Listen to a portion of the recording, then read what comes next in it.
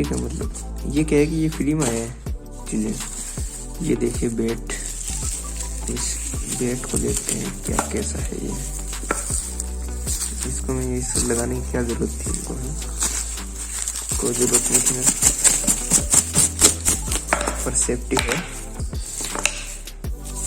ये देखो भैया बेट, अब आप इससे खेल सकते हो।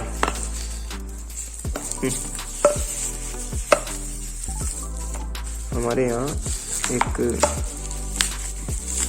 जैसे लेडीज है ना, वो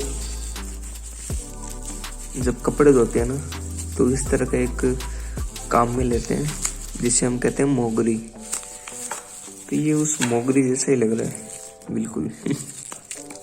मोगरी से भी छोटा है पर ठीक है, ये कोई दिक्कत नहीं है। शो पीस है एक, ये रोहित भैया का लिखा हुआ है इसमें।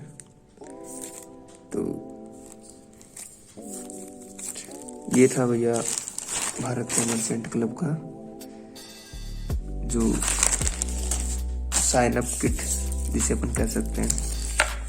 इसका कोई चार्ज नहीं था। बाकी अभी अपन एक 34 इंच का बैट मंगाएंगे बड़ा भारत पे का, तो वो जब आएगा तो उसकी अनबॉक्सिंग बिल्कुल करेंगे। Okay bye bye, take care. और हाँ, हमारे चैनल IT प्राइम लीजेंड को ज़रूर सब्सक्राइब करें।